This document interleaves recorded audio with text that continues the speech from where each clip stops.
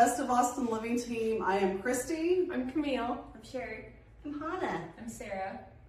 So we're here today to talk about the 2025 statistics, December 2025 and overall.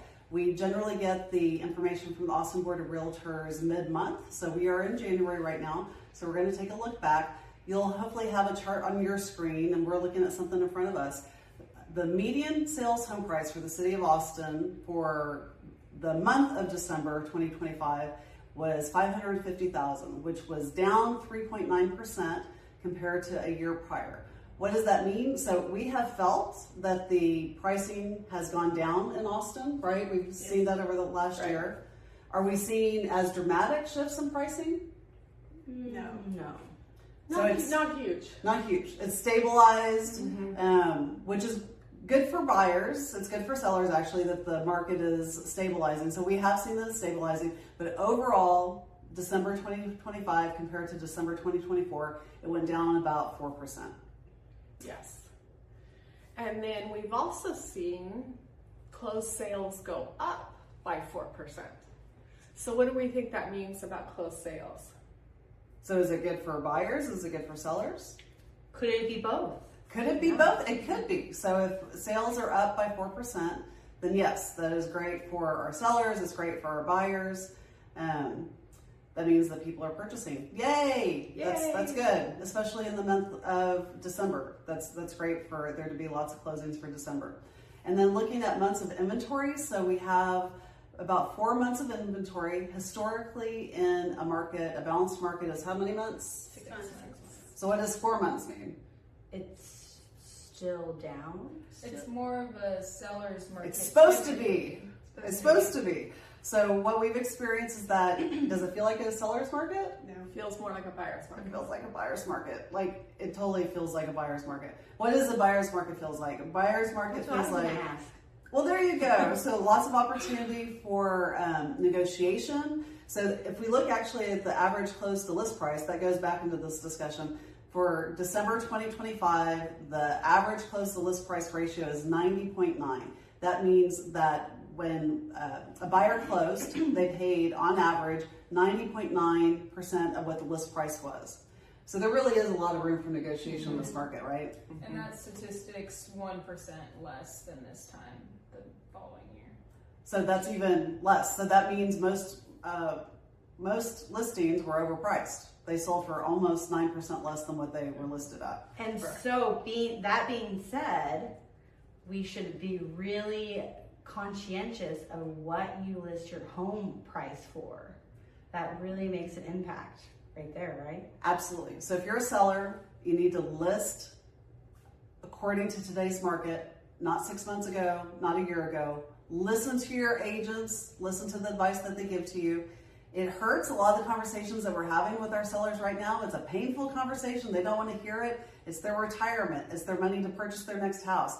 And the prices have gone down in Austin. It's really important to know that. So it's a great time for buyers, and our sellers have to sell. So we find that median in between.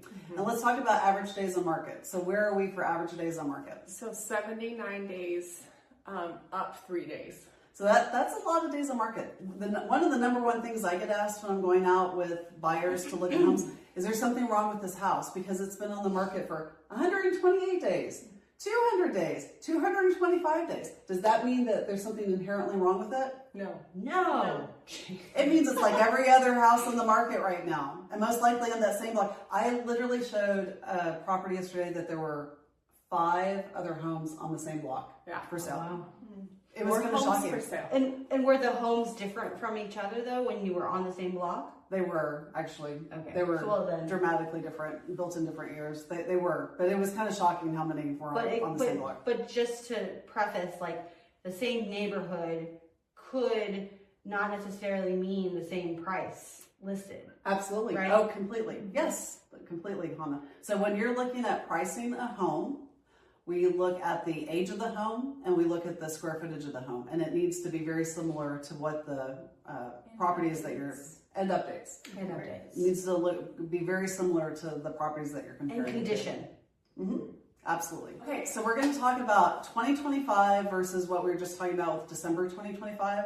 So for the total homes that were sold in the city of Austin for 2025, it was just over 10,000 homes, and that was just slightly up from the year before. So actually, for as tough as the Austin real estate market felt last year, Yes. we did sell slightly more homes than we did the previous year. The median sales price for the city of Austin was $570,000 for the year of 2025, but we had just said that it was $550 for December itself. And then if we look at new home listings, spend just a moment talking about this. So new home listings for 2025, we had almost 18,000 homes come on the market. It felt like it. It did, right? Well, so in December, we had 539 homes come on the market in December. But guess what? For January, guess what has happened in January? Almost every day. 100 new homes on the market every day in January. Yeah. We've already exceeded by triple what came on the market in December. There are a lot of homes in Austin on the market, and we have this huge influx happening right now. Is it anything from what expires from the end of the year? Some of it could be from expireds. I also think that our selling season, so let's talk about the selling season in Austin. Usually it gets hot in March. Guess what? We have amazing weather right now. We didn't have a winter. Yes. Supposedly it's going to freeze a little. It's Yet. cold today. It could be coming. What is the thing from winter is coming? However, guess what? All of our buyers are active. It feels like it's March. Things are literally on our listings and with our buyers. It is already heating up. Do y'all feel that? And open Yes. houses, I was talking to other agents and they were saying even in December and January, there were 10 groups where maybe you'd see a couple. Yeah, we had 15 the other weekend. We did. So things already right now are heating up. Like our spring selling season, it's starting. It's already happening, which is great. It's great. It's great for buyers. It's great for sellers. The mortgage rate, I think it's still right over 6. Mhm. I think it's just at 6%. Yeah, when I just lived. So if you're a buyer in Austin, it's a great time. If you're a seller in Austin, it's a great time. So there are a lot of new homes coming on the market right now. And then let's round out the conversation about sales in Austin. Let's talk about the list. We already talked about the list price, but the list price ratio, that 90.9, basically 91%. If you are listing a house, please listen to your agent on what the price should be. And if you're a buyer in this market, most likely you can get it for less than what the list price is. And remember we talked about this earlier, but not aspirational, but Realistic. realistic. Or, yeah, Is it realistic. I think it's good. I couldn't remember. Anything else y'all want to say about sales in Austin? I do think if we get a freeze in February, though, that things might slow down at that point. But It might affect it. the weather changes pretty quickly. It gets pretty warm again pretty quickly. So I think everything will change back. Well, in like 2021, when there was a freeze, I think that was in the end of January. Was it February? It was It's like February. right after February. Valentine's Day? Yeah, right around Something there. like that? And I think people were waiting through the Christmas season too, Yep. the holiday season to put the homes on, and now they are. So get out there if you're looking for a home. It's a great time to buy. Yes. Let's talk about leases in Austin. So we're going to look at the December data for leases. So what have we seen for the pricing? Has it gone up or has it gone down? Down. It's gone down. So the median rent in the city of Austin is just about $2,300, so $2,325, which is down 1.1% from last year. And then the closed sales is $706 for December, which is down a lot. How much is it down from last year? 17%. That's a lot. Which is actually kind of surprising because a lot of sellers shifted to leasing their houses instead of selling them. So there are a lot of leases on the market. The months of inventory is 3.5, and active leases right now is about 2,400. So there are a lot of homes for lease in Austin.